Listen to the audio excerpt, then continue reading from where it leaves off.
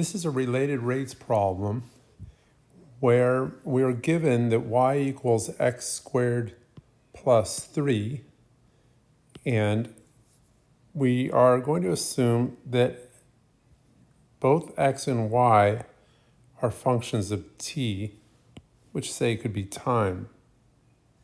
So it's not at all necessary for us to draw a graph of this function y equals x squared plus 3, but I guess I'm going to do that just really quickly if I can. If it's not that much trouble, I'll do it. And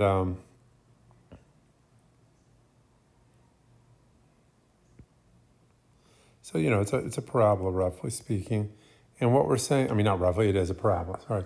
So at x equals 1, we're looking at this point on the parabola, x squared plus 3, and we're trying to find the rate of change of y with respect to t at x equals 1. So what we can do is go ahead and we can find the derivative.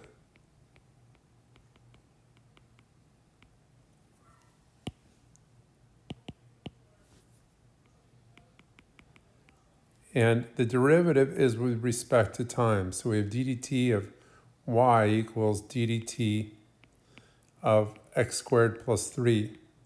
So I can write for ddt, dy dt, I'll write y prime. And for x squared, I take the derivative with respect to x, which is 2x, but then I multiply by x prime. And the derivative of 3 is 0. Now, I can go ahead and I can put in x equals 1, because the directions say find y prime or dy dt at x equals 1. I can put in x prime, which is dy dt as 4, and then I'll get my answer. So y prime is equal to 2 times 1 times 4, or in other words, dy dt is equal to 8 at x equals 1.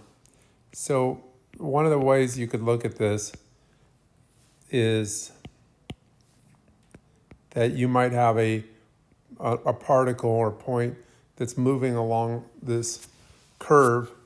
And here we've just found out the rate of change with respect to time as it moves along the y direction. I think there was not as much to it as I made it seem. You didn't have to sketch the graph. You take the derivative, then you just simply plug in dx dt, and you plug in x. And by the way, when I took the derivative, it might have been more clear if I had written that derivative as dy equals 2x dx dt. So for laziness, maybe I wrote y prime and x prime.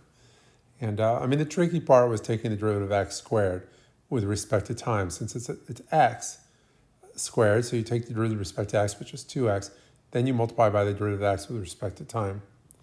Let's do another one that's really pretty similar. This is, I'm not going to sketch this curve, although we could, but let's go ahead and take the derivative here, and then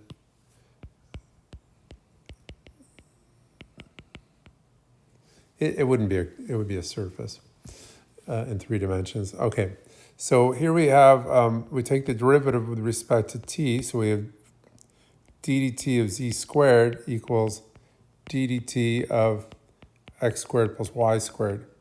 So we'll get 2z, that's the derivative with respect to z, and then we multiply by the derivative of z with respect to t. On the right-hand side, 2x dx dt, and then 2y dy dt. So we don't see in this equation t, right?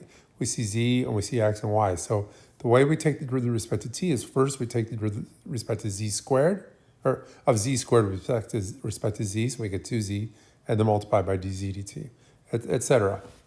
Okay, and then you can cancel out the 2, but maybe I won't write all that out. Canceling out the 2, maybe I'll just highlight a little canceling here. So canceling out just by multiplying through by a half. Now, we're given some things. The dx dt is 4. We see that. Dy dt is 3. And we can plug everything in. But we need to, okay, notice that I'm going to plug in for x. So and y. I'm going to put x as 1 and y as 3. All right. So, but the thing is what am I going to put in for z?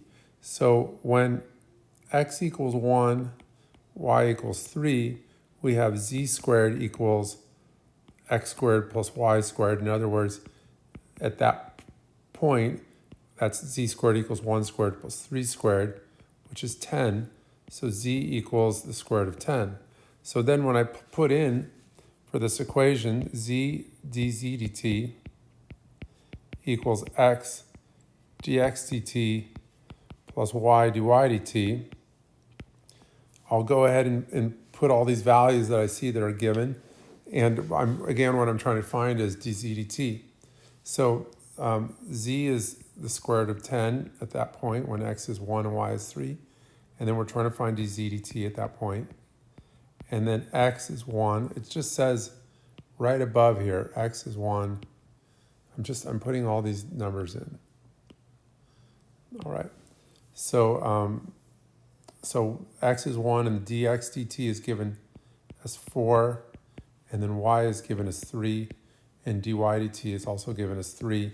So therefore, dz dt is equal to 4 plus 9, which is 13, divided by the square root of 10.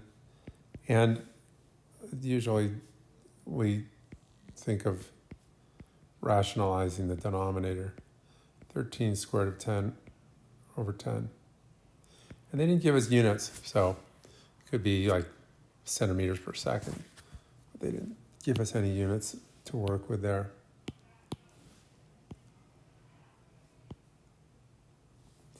All right, so those are two essential problems that have related rates, and that'll finish that video.